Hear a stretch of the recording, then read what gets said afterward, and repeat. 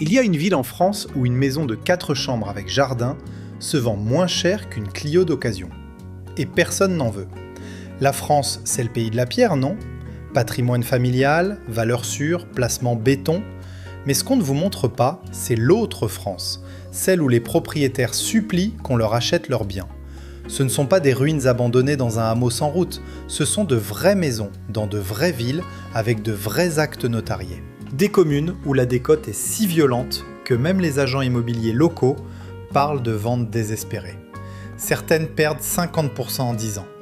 D'autres offrent des pavillons entiers pour le prix d'un garage à Lyon. Et une où le maire a littéralement lancé un appel national pour trouver des acheteurs. Vous pensez connaître le marché immobilier français ? Mais connaissez-vous la ville où un appartement de 60 mètres carrés coûte moins qu'un an de loyer à Paris ? Vous n'êtes pas prêt pour la suite. Abonnez-vous pour ne pas rater les prochains deals fantômes. On décortique tout. Numéro 10. Saint-Quentin, Aisne. La capitale du bradage silencieux. Vous tapez Maison Saint-Quentin sur un portail immobilier et vous croyez à un bug. Des pavillons de 100 mètres carrés affichés à 40 000 €. Des maisons de ville avec parquet d'origine, cheminée en marbre, 3 chambres, pour le prix d'un studio de 18 mètres carrés à Montreuil. Vous rafraîchissez la page ? Non, c'est bien réel. Et ces annonces restent en ligne des mois.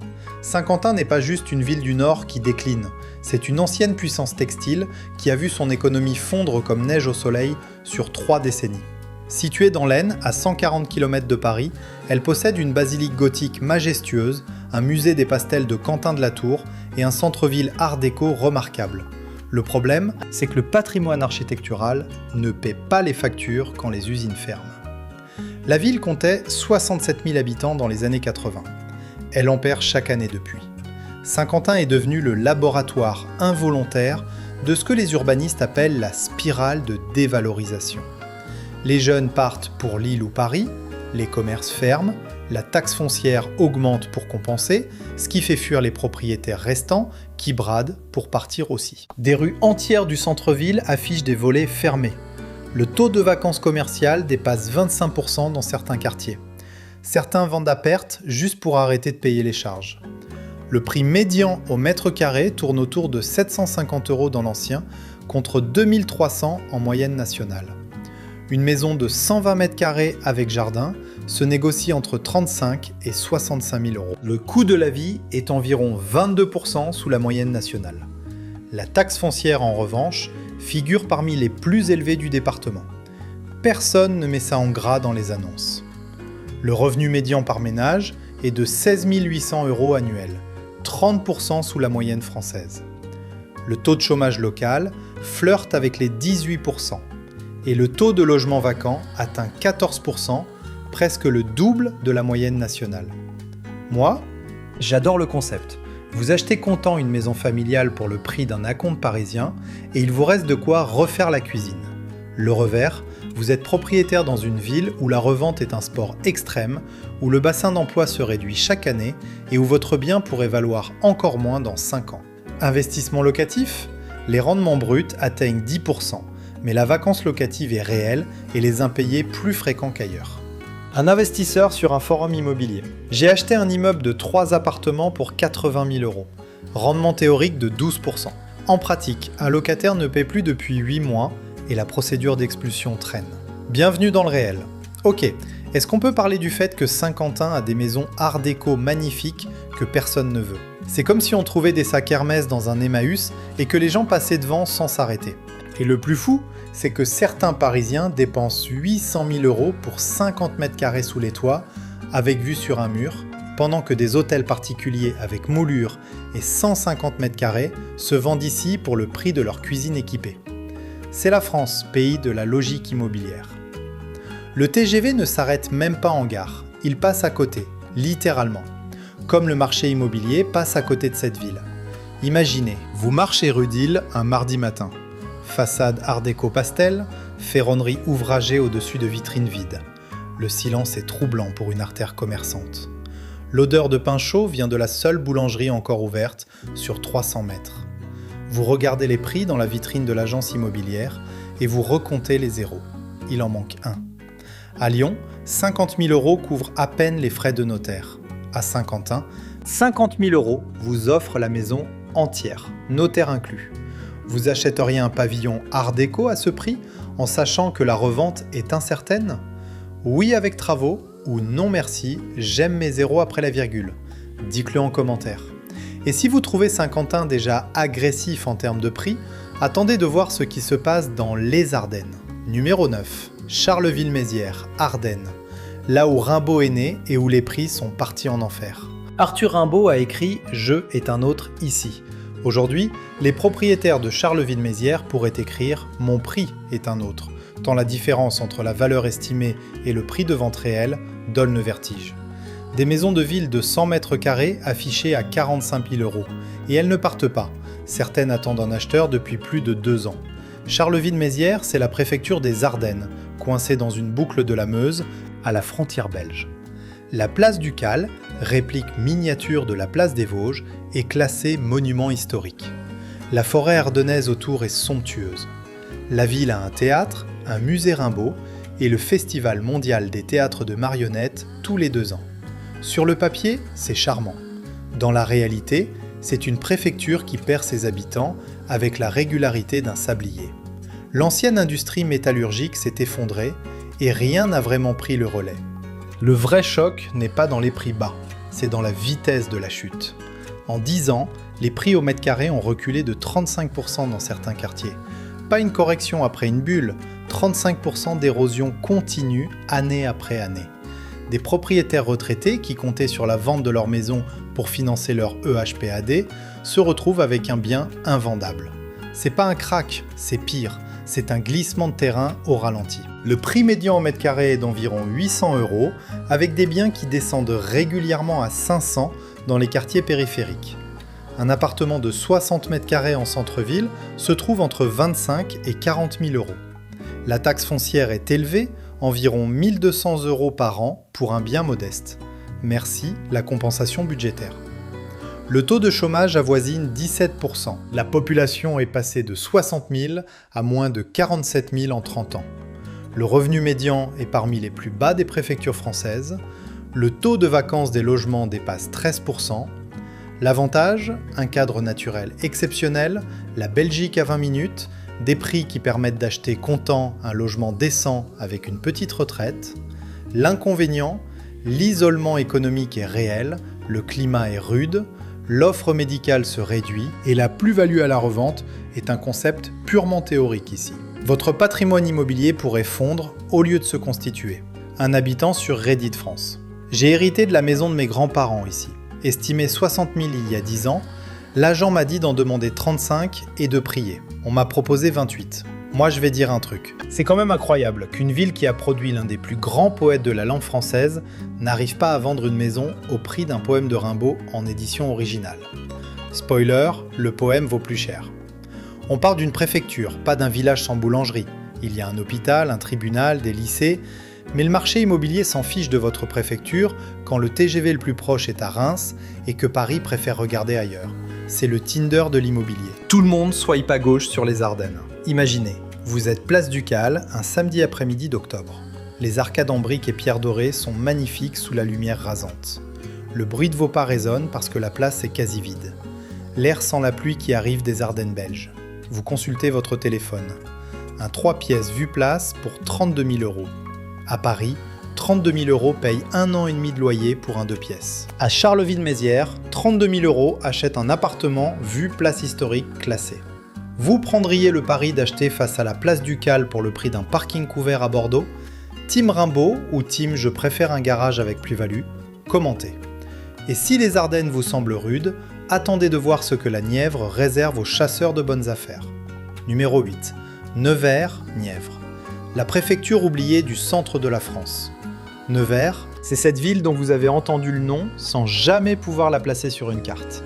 Et vous n'êtes pas seul, même les GPS semblent hésiter. Pourtant, on y trouve des maisons bourgeoises en pierre de taille, avec des jardins clos, pour le prix d'un studio sous les toits à Annecy. Le genre de prix qui fait croire à une arnaque sur le bon coin. Nevers est la préfecture de la Nièvre, au confluent de la Loire et de la Nièvre, dans le Bourgogne profond. La ville a un palais ducal, des faïenceries célèbres et une cathédrale romane gothique qui force le respect. François Mitterrand en était le député. Mais Mitterrand est mort, les faïenceries ont fermé et la cathédrale ne suffit pas à retenir les habitants. Nevers incarne le syndrome de la diagonale du vide, cette bande de territoire qui traverse la France du nord-est au sud-ouest et qui se dépeuple méthodiquement depuis 40 ans. Ce que personne ne vous dit, c'est que Nevers a perdu 20% de sa population depuis 1980 et que le mouvement s'accélère. Les jeunes partent après le bac, les médecins ne sont pas remplacés, des quartiers entiers du centre-ville se transforment en décors de films post-apocalyptiques avec des volets clos, des commerces murés et des panneaux à vendre qui jaunissent au soleil. La mairie a tenté des programmes de revitalisation. Certains bâtiments ont été détruits faute de repreneurs. On ne rénove plus, on démolit. C'est la version française du Détroit immobilier, en plus silencieux et avec de meilleures cathédrales. Le prix médian au mètre carré tourne autour de 850 €, mais descend facilement à 600 dans certains quartiers. Une maison de ville de 100 mètres carrés avec jardin se trouve entre 40 et 75 000 €. Le coût de la vie globale est environ 25% sous la moyenne nationale. Le taux de chômage oscille autour de 15%. La densité médicale est préoccupante, avec des délais d'attente de plusieurs mois pour un spécialiste. Si vous avez besoin d'un dermatologue, commencez par prendre rendez-vous avant d'acheter la maison. Le taux de vacances des logements dépasse 15% en centre-ville. L'avantage, la Loire à vélo passe devant votre porte, le calme est absolu, et vous pouvez acheter une maison bourgeoise avec cave voûtée pour un budget que les Parisiens mettent dans un dressing sur mesure. L'inconvénient, l'isolement est réel, l'autoroute la plus proche est à 40 minutes, le train pour Paris prend 2h30 et ne part pas toutes les heures, et le tissu économique local est en soins palliatifs. Un néo-nivernais sur un forum d'expatriation interne. On a acheté une maison de 200 mètres carrés avec parc pour 90 000 €. Le cadre est splendide. Mais le premier hiver, quand le médecin traitant est parti sans remplacement et que le plombier le plus proche est à 40 km, on a compris le prix réel. Ok, est-ce qu'on peut parler du fait que Nevers a un circuit automobile de classe mondiale, Manicourt, ancien Grand Prix de Formule 1, et que malgré ça, les prix de l'immobilier roulent en marche arrière? C'est comme avoir un restaurant étoilé dans un centre commercial abandonné. Le prestige existe, le public est parti. Et honnêtement, quand votre meilleur argument de vente, c'est « Mitterrand était d'ici », vous savez que le marketing territorial a un problème. On ne vend pas des maisons avec de la nostalgie politique. Enfin, normalement. Imaginez, vous longez les quais de Loire un soir de juin. La lumière dorée fait briller la pierre blonde du palais ducal. Les hirondelles rasent l'eau. Le silence est presque total, juste le murmure du fleuve. Vous passez devant une bâtisse à vendre. 4 chambres, jardin clos, 120 mètres carrés, 55 000 €. Vous relisez 3 fois. À Nice, 55 000 €, c'est un apport pour un crédit de 25 ans. À Nevers, 55 000 €, c'est la maison entière avec vue sur la Loire en bonus. Vous troqueriez le bruit de Nice pour le silence de la Loire à ce prix-là? Team Pierre Doré ou Team Mer Bleue? Dites-le nous. Et si Nevers vous semble déjà au bout du monde, préparez-vous pour le prochain arrêt dans les Vosges. Numéro 7. Épinal, Vosges. La ville des images qui ne fait plus rêver personne. L'expression « image d'Épinal » est entrée dans le dictionnaire pour désigner une vision idéalisée de la réalité. L'ironie, c'est que la réalité d'Épinal aujourd'hui est tout sauf idéalisée. On y trouve des maisons vosgiennes en grès rose avec balcon bois, pour des sommes que certains Parisiens dépensent en mobilier de salon. Et les vendeurs négocient, vraiment. Épinal, préfecture des Vosges, est niché dans la vallée de la Moselle, entouré de forêts de sapins et de collines vertes à perte de vue. Le cadre est objectivement magnifique. Le centre-ville a du charme, avec ses quais le long de la rivière et ses maisons colorées. Le problème, c'est que la beauté du paysage n'a pas empêché l'hémorragie industrielle. Le textile vosgien a fondu, les scieries ont fermé, et les jeunes diplômés prennent la direction de Strasbourg ou Nancy sans se retourner. Épinal est belle, Épinal est vide. Épinal brade. Épinal cumule un triple handicap immobilier. La démographie, la ville perd des habitants chaque année depuis 20 ans. L'enclavement, pas de TGV direct, pas d'autoroute majeure à proximité immédiate. La concurrence, Nancy et Strasbourg aspirent toute l'activité économique. Résultat, des propriétaires qui ont acheté dans les années 2000 se retrouvent avec des biens qui valent 30 à 40% de moins qu'au moment de l'achat. Certains préfèrent vendre à perte plutôt que de continuer à payer une taxe foncière sur un bien qui ne fait que se déprécier. Le prix médian au mètre carré avoisine 750 €, mais on trouve régulièrement des biens à 500 € le mètre. Une maison individuelle de 110 mètres carrés avec terrain se négocie entre 45 et 70 000 €. Le coût de la vie est inférieur de 20% à la moyenne nationale. Le chauffage, en revanche, est un poste majeur. Les hivers vosgiens ne plaisantent pas et la facture énergétique peut doubler par rapport au sud. Prévoyez un budget bûche conséquent ou un pull très épais. Le taux de chômage tourne autour de 14%. Le taux de vacances des logements frôle 15%. La population de l'agglomération est passée sous les 35 000 habitants. L'avantage ? Un cadre naturel exceptionnel pour les amoureux de montagnes douces, de forêts et de randonnées. Des prix qui permettent d'être propriétaire d'une maison avec vue sur les Vosges pour le budget d'un box parking à Strasbourg. L'inconvénient ? L'isolement hivernal est une réalité quotidienne, l'offre culturelle et médicale s'amenuise et votre bien est un actif fondant, pas un investissement qui se valorise. Un retraité sur un groupe Facebook Vosges Immobilier. On a acheté notre maison 120 000 en 2008. L'estimation actuelle est à 68 000. On ne vend pas. On ne peut pas encaisser cette perte. Alors on reste et on regarde les prix baisser. Moi je vais être honnête, il y a quelque chose de profondément absurde à vivre dans une ville dont le nom est synonyme de vision idyllique pendant que la réalité s'effondre autour de vous. C'est le naming le plus ironique depuis que la ville de Bourg-en-Bresse a cessé d'être un bourg. Les images d'Épinal montraient des scènes de bonheur simple.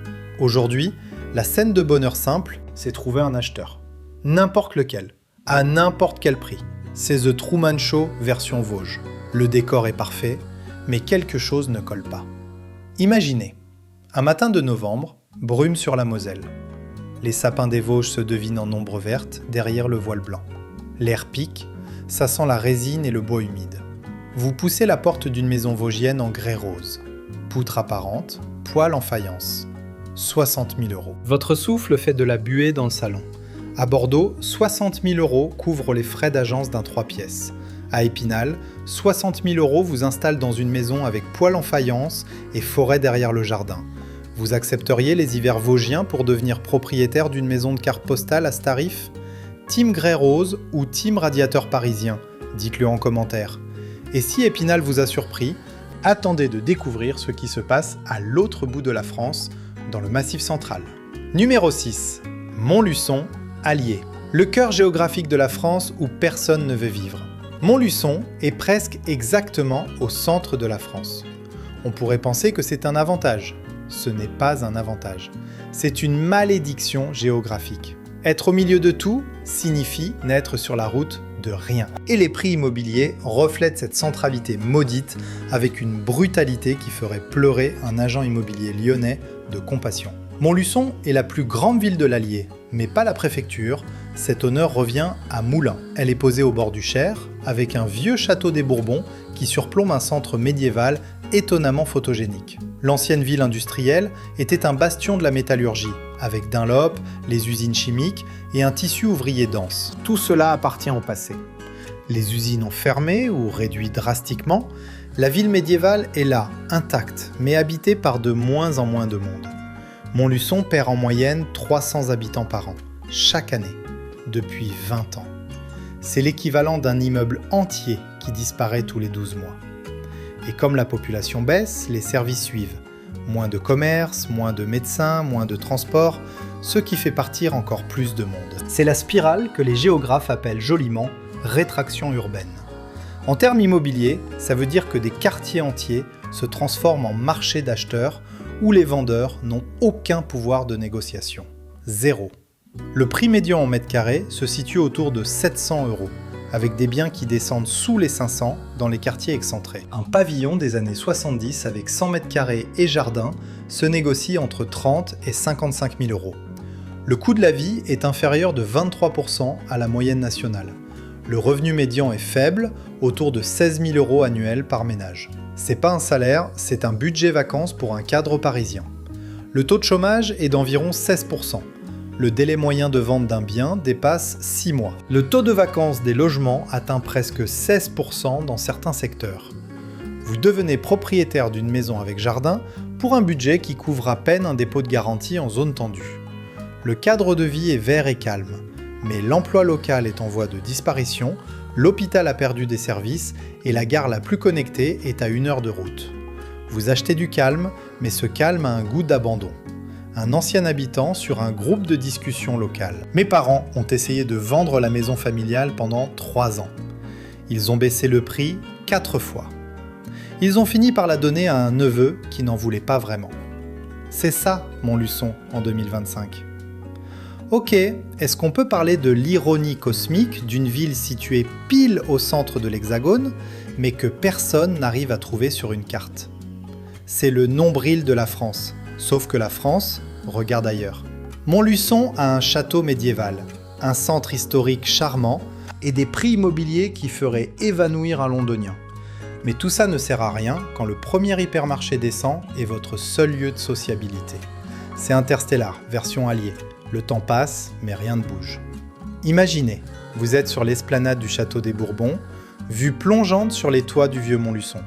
Tuiles brunes, ruelles pavées, le Cher qui serpente en bas. Le vent porte une odeur de cheminée. Pas un bruit de circulation. Vous consultez votre téléphone. Maison 3 chambres, vue château, 42 000 €. Vous hésitez, et c'est exactement le problème.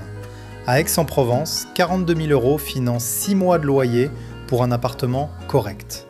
À Montluçon, 42 000 € vous donnent la vue sur un château et les clés d'une maison médiévale.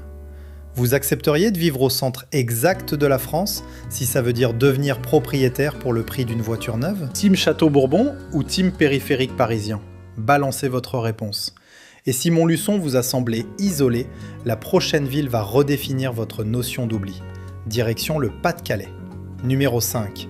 Lens, Pas-de-Calais. La ville qui a troqué le charbon contre le Louvre et qui brade quand même. Lens a fait quelque chose d'extraordinaire. Elle a obtenu une antenne du Louvre. Le Louvre-Lens, inauguré en 2012, était censé être le catalyseur de la Renaissance. Le problème, c'est que vous pouvez coller un musée de classe mondiale dans une ville, ça ne transforme pas le marché immobilier par magie. C'est comme mettre un nœud papillon à un chien. C'est joli, mais ça reste un chien. Des maisons mitoyennes de briques rouges avec 3 chambres s'affichent autour de 50 000 € et personne ne se bat pour les acheter. Lens est au cœur du bassin minier du Pas-de-Calais, classé au patrimoine mondial de l'UNESCO. Les terrils, ces collines artificielles de résidus miniers, dessinent un paysage unique. La culture ouvrière est encore palpable. Le RC Lens remplit son stade. Mais l'économie minière est morte depuis les années 90 et la reconversion est lente, douloureuse et incomplète.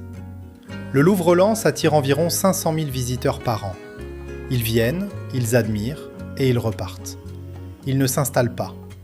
Le musée a créé des emplois, certes, mais pas assez pour compenser des décennies de désindustrialisation. Les touristes culturels ne deviennent pas des résidents. Le prix médian au mètre carré tourne autour de 1 000 €, mais dans certaines rues, il plonge à 700. Une maison de 90 mètres carrés se négocie entre 40 et 70 000 €. Le taux de pauvreté de l'agglomération dépasse 25%. Le taux de chômage avoisine 18%. Le revenu médian par ménage est d'environ 15 500 € annuels. Ce n'est pas un revenu, c'est un chiffre qui donne envie de vérifier s'il manque une ligne. Le taux de vacance des logements approche les 12%. L'avantage, vous êtes à 1 heure de Lille en TER, le Louvre est littéralement dans votre ville et les prix permettent d'acheter comptant un logement familial avec un salaire moyen. L'inconvénient, la stigmatisation territoriale est réelle, le bassin d'emploi reste fragile et les problèmes sociaux sont concentrés. Un Lensois sur Twitter. On a le Louvre dans la ville et des maisons à 50 000 €. C'est soit le meilleur deal de France, soit un piège. J'ai pas encore décidé. Moi je trouve ça fascinant. Lens a littéralement le Louvre et des prix immobiliers qui feraient croire à un marché du tiers-monde. C'est comme dîner au Ritz avec un coupon de réduction. Le contraste est absurde. Et le plus drôle, c'est que des villes, sans aucun musée, sans aucun patrimoine, sans aucune âme, vendent leurs biens 3 fois plus cher, juste parce qu'elles sont à 20 minutes de la mer. Lens a le Louvre et personne n'en veut. La France pays de la méritocratie immobilière. Imaginez, vous sortez du Louvre-Lens un dimanche d'hiver. Le verre et l'aluminium du bâtiment reflètent un ciel gris acier. Vos pas crissent sur l'esplanade. L'air est froid, humide, chargé de cette brume permanente du nord. Vous marchez 10 minutes. Une maison en briques rouges avec jardin clos. 52 000 €. Le Louvre à pied. Vous secouez la tête. À Paris, un ticket annuel du Louvre coûte plus cher par mois que le crédit de cette maison. À Lens, le Louvre est gratuit pour les habitants et la maison à côté coûte moins qu'un studio étudiant à Nanterre. Vous achèteriez à côté du Louvre pour le prix d'un scooter à Paris ? Team briques rouges ou team location éternelle ? Commentez. Et si le Pas-de-Calais vous refroidit, la prochaine destination dans la Meuse va vous glacer le sang immobilier. Numéro 4. Bar-le-Duc, Meuse. La préfecture où les maisons se vendent au poids. Il y a des villes où on négocie, et il y a Bar-le-Duc, où les propriétaires vous disent « faites une offre avec la voix de quelqu'un qui accepterait n'importe quoi ». La ville haute de Bar-le-Duc est un joyau Renaissance méconnu, l'un des plus beaux ensembles architecturaux de l'Est de la France. Des hôtels particuliers du XVIe siècle avec des façades sculptées à vous couper le souffle. Certains se vendent pour le prix d'une berline d'occasion. Moi, ça me rend dingue. Bar-le-Duc est la préfecture de la Meuse, département le moins peuplé de la région Grand Est. La ville est à l'intersection de pas grand-chose. Le TGV passe à côté, la ligne Paris-Strasbourg-Les Fleurs sans s'arrêter.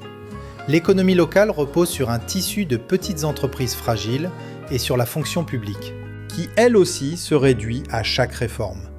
La Meuse perd des habitants plus vite que n'importe quel département métropolitain. Bar-le-Duc est passé de 20 000 habitants à moins de 15 000. Des quartiers entiers de la ville basse sont quasi désertés.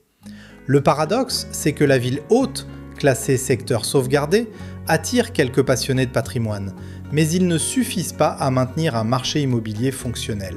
Le prix médian en mètre carré est d'environ 650 €. Des maisons de 100 mètres carrés se trouvent entre 25 et 50 000 €. Le coût de la vie est inférieur de 27 % à la moyenne nationale. Le taux de chômage est autour de 14 %. Le revenu médian par ménage est de 16 000 € annuels environ.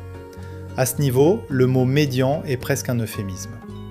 Le taux de vacances des logements frôle les 18 % en ville basse. 18 %.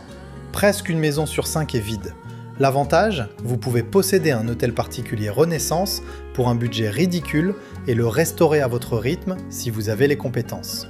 L'inconvénient, le bassin d'emploi est microscopique, les services publics se réduisent et la revente est un horizon si lointain qu'il vaut mieux ne pas y penser. Un passionné de patrimoine sur un forum spécialisé. J'ai acheté une maison Renaissance dans la ville haute pour 45 000 €. Les travaux vont coûter le triple. Mais c'est un monument, on ne laisse pas mourir un monument parce que le marché dit non. Et franchement, on peut en parler ? Bar-le-Duc a des maisons Renaissance que Florence ou Sienne vendraient 3 millions €. Ici, elles valent le prix d'une cuisine Ikea haut de gamme. C'est comme trouver un Picasso dans un vide-grenier et que personne ne surenchérit. Le squelette de Ligier Richier, chef-d'œuvre de la sculpture funéraire, est dans l'église Saint-Étienne. Même les squelettes ici valent plus que les maisons. C'est la Meuse, on ne pleure pas, on constate. Imaginez, vous montez les ruelles pavées de la ville haute un matin de printemps. Les façades sculptées de la Renaissance vous entourent. Le silence est total. L'air sent la pierre froide et les fleurs de glycine qui envahissent un portail. Vous poussez une porte cochère, 120 mètres carrés, cheminée d'époque, voûte, 38 000 €. Votre cœur s'arrête avant votre raison. À Strasbourg, 38 000 € payent les charges de copropriété d'un appartement pendant quelques années. À Bar-le-Duc, 38 000 € vous offrent la Renaissance à domicile. Vous restaureriez un hôtel particulier du XVIe siècle pour le prix d'une voiture ? Team patrimoine ou team je préfère un bien qui prend de la valeur ? Dites-le. Et si Bar-le-Duc vous a semblé extrême, attendez de voir ce qui se passe quand on descend dans le Berry. Numéro 3. Vierzon, Cher. La ville dont le nom est devenu synonyme de déclin. Il y a des villes qui déclinent discrètement. Et il y a Vierzon, qui décline tellement fort que c'est devenu un cas d'école dans les manuels de géographie. Quand les urbanistes français veulent illustrer la désindustrialisation, ils montrent Vierzon. Quand les journalistes veulent un reportage sur la France qui souffre, ils vont à Vierzon. La ville est devenue son propre symbole, et ce symbole n'attire pas les acheteurs. Vierzon est posée au confluent du Cher et de Lièvre, dans le Berry, cette région du centre de la France que les Parisiens connaissent uniquement parce que l'autoroute A71 la traverse en direction du sud. La ville était un nœud ferroviaire important et un centre industriel diversifié. Porcelaine, mécanique, armement. Tout a fermé. Le nœud ferroviaire existe encore sur le papier, mais les trains s'arrêtent de moins en moins. Vierzon est devenu le laboratoire français de ce que les anglo-saxons appellent le Rust Belt. Sauf qu'ici, pas de renouveau tech, pas de hipsters qui redécouvrent le quartier, juste une érosion continue et silencieuse. La ville a perdu un quart de sa population en 40 ans et le rythme ne faiblit pas. Le prix médian au mètre carré est d'environ 600 €. 600. Des maisons de 100 mètres carrés avec jardin s'affichent entre 20 et 45 000 €. Le taux de chômage avoisine 19%. Le taux de pauvreté dépasse 27%. Le revenu médian par ménage est parmi les plus bas de France métropolitaine, autour de 15 000 € annuels. Le taux de vacance des logements atteint 17%. Ce n'est plus un marché, c'est un cimetière d'annonces. Le délai de vente moyen dépasse 9 mois. L'avantage, vous devenez propriétaire pour le prix d'un vélo électrique haut de gamme. Le cadre berrichon est paisible, la campagne est magnifique. L'inconvénient, tout le reste. L'emploi, les services, la vie sociale, la mobilité. Tout est en rétraction. Un habitant de longue date sur un blog local. Mon voisin a mis sa maison en vente à 35 000 €. Pas une visite en 6 mois. Il l'a baissé à 28. Toujours rien. Il l'a retiré du marché et il attend. On attend tous quelque chose ici. On ne sait pas trop quoi. Look, Vierzon. Je vais être direct. Quand votre ville est citée en exemple négatif dans les cours de géographie de terminale, le problème dépasse l'immobilier. C'est existentiel. Vierzon a des maisons moins chères que des places de parking à Neuilly. Et malgré ça, les Parisiens préfèrent le parking. C'est le rejet immobilier ultime. Comme être refusé sur une appui de rencontre quand vous êtes le seul profil disponible. C'est pas le prix le problème, c'est la perception. Imaginez, vous traversez Vierzon un mercredi après-midi. Les vitrines murées alternent avec des boutiques de liquidation. Le canal du Berry longe les anciens entrepôts. L'odeur d'herbe humide se mêle à celle de la rouille. Vous entrez dans une agence. L'agent vous tend une liste. 23 maisons à moins de 40 000 €.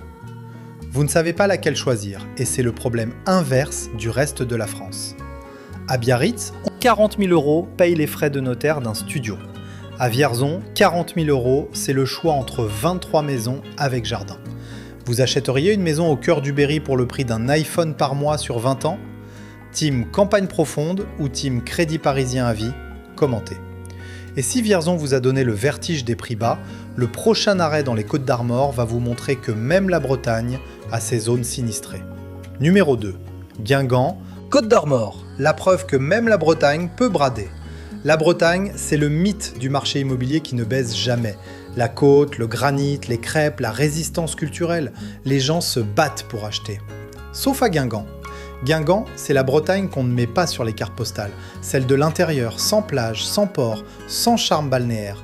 Et les prix reflètent cette absence de carte postale avec une honnêteté brutale. Guingamp est une petite ville de 7000 habitants dans les Côtes d'Armor, à 30 minutes de la côte de Granit-Rose et à 40 minutes de Saint-Brieuc. Le centre-ville a des maisons à pans de bois, une basilique et le stade du Roudourou où l'En Avant de Guingamp a écrit des pages glorieuses du football français. La ville a gagné 2 Coupes de France. Mais les trophées ne font pas monter les prix de l'immobilier. Guingamp illustre le fossé entre la Bretagne côtière et la Bretagne intérieure. Sur la côte, les prix explosent. À 30 km à l'intérieur, ils s'effondrent. C'est comme si une frontière invisible séparait 2 mondes économiques. Les jeunes partent vers Brest, Rennes ou Nantes. Les commerces du centre ferment. La gare TGV est un atout théorique que personne ne semble exploiter en pratique. Le prix médian au mètre carré est autour de 900 €, mais descend facilement à 600 pour les biens à rénover. Une maison de ville de 80 mètres carrés se trouve entre 35 et 60 000 €. Le coût de la vie est inférieur de 18% à la moyenne nationale. Le taux de chômage tourne autour de 13%. Le taux de vacance des logements en centre-ville dépasse 12%. Et la population stagne ou recule légèrement depuis 10 ans. Le rendement locatif brut théorique est correct, entre 7 et 9%, mais la demande locative est faible.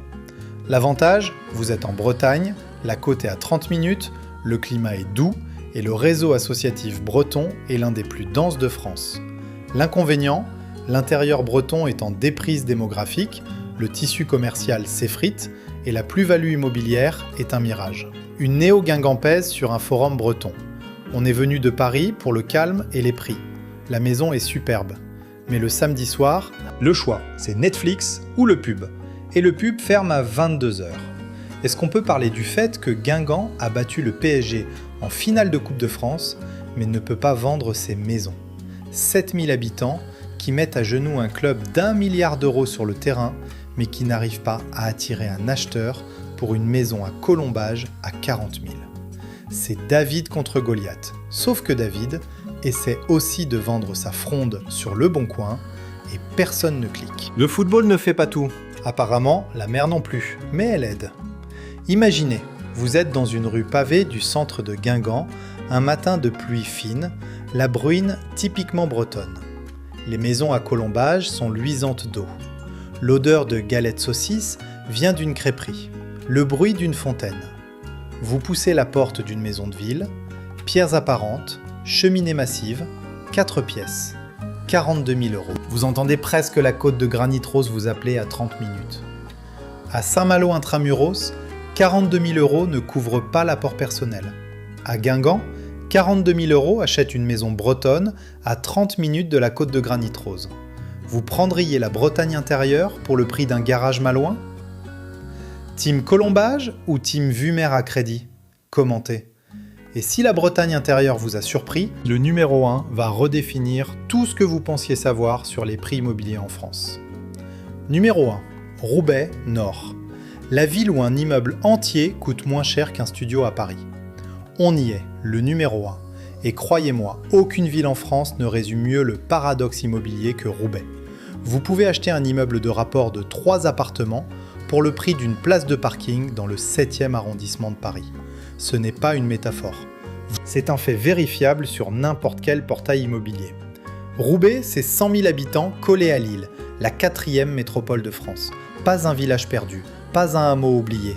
Une ville de la métropole lilloise avec le métro, le tramway, des universités, la piscine qui est l'un des plus beaux musées de France et une histoire textile qui a façonné l'industrie européenne. Ancienne capitale mondiale du textile, Manchester française, Roubaix a habillé la planète pendant un siècle. Le textile est parti. En Asie, au Maghreb, ailleurs. Et Roubaix ne s'en est jamais complètement remis. La ville cumule un taux de pauvreté de 45%, l'un des plus élevés de France métropolitaine. 45%. Près d'un habitant sur 2 vit sous le seuil de pauvreté, dans une ville qui touche Lille, capitale européenne de la culture. Le contraste est si violent qu'il en devient absurde. Le prix médian au mètre carré est d'environ 1 000 € à Roubaix, contre 3 500 à Lille-Centre. Des maisons de ville de 100 mètres carrés se vendent entre 40 et 80 000 €, des immeubles entiers entre 60 et 150 000 €. Le taux de chômage avoisine 25% dans certains quartiers, le revenu médian par ménage est d'environ 13 000 € annuels. C'est le revenu médian le plus bas d'une grande ville française. Point. Le taux de vacances des logements dépasse 15%. Les programmes de rénovation urbaine se succèdent depuis 20 ans avec des résultats mitigés. L'avantage, vous êtes dans la métropole lilloise. Le métro vous amène à Lille en 15 minutes, les universités, les hôpitaux, la culture, tout est accessible. Les prix permettent d'acheter un bien familial que vous ne pourriez jamais vous offrir à Lille-Centre. L'inconvénient, certains quartiers concentrent des difficultés sociales majeures. La réputation de la ville décourage les acheteurs extérieurs et la revente reste aléatoire selon la localisation exacte. Un investisseur immobilier roubaisien sur YouTube. J'ai acheté un immeuble de 4 appartements pour 120 000 € à Roubaix. Rendement brut de 14%, mais il faut gérer. Les impayés, les dégradations, la gestion humaine. Ce n'est pas du patrimoine passif, c'est un deuxième emploi. Moi, je vais poser la question que personne ne pose. Comment est-ce possible qu'une ville reliée par métro à Lille, à 1 heure de Paris en TGV, à 30 minutes de la Belgique, avec un musée classé parmi les 10 plus beaux de France, vende des immeubles entiers au prix d'un studio à Montpellier? C'est la dissonance cognitive immobilière ultime. C'est comme si quelqu'un vendait des billets première classe au prix du bus, et que tout le monde préférait quand même le bus. Roubaix. C'est le meilleur deal ou le pire piège immobilier de France. Et personne n'arrive à trancher. Même les agents immobiliers ici commencent leur présentation par un disclaimer. Imaginez, vous sortez du métro à la station Eurotéléport. Le bâtiment de la Condition publique, ancien entrepôt textile reconverti en centre culturel, se dresse devant vous. L'odeur de frites d'une baraque à proximité. Le bruit du tramway. Vous marchez 5 minutes, un immeuble de briques de 3 étages. 3 appartements, 95 000 €. Moins qu'un studio de 25 mètres carrés à Levallois. À Paris, 95 000 € paie le notaire et les frais d'agence. À Roubaix, 95 000 € achète un immeuble entier avec 3 locataires et le métro au bout de la rue. Vous achèteriez un immeuble entier dans la métropole lilloise pour le prix d'une chambre de bonne parisienne, team rendement 14% ou team studio sous les toits sans ascenseur. C'est la question ultime de l'immobilier français. Alors voilà, Roubaix, une ville avec le métro, un musée sublime et des immeubles au prix d'un scooter de luxe. 45% de pauvreté, 14% de rendement brut et un disclaimer d'agent immobilier en guise de bienvenue. C'est la France de 2026, résumée en une seule commune. Du Louvre à Lens, au Colombage de Guingamp, en passant par les maisons Renaissance de Bar-le-Duc que personne ne veut, on a traversé 10 villes où le mot investissement a changé de sens. Souvenez-vous, à Saint-Quentin le TGV ne s'arrête même pas, comme la plupart des acheteurs. Likez cette vidéo parce qu'on vient de vous montrer des deals que même votre banquier ne connaît pas. Abonnez-vous parce que la prochaine vidéo couvre les 10 villes françaises où les prix explosent et vous voulez savoir si la vôtre y est. À la prochaine.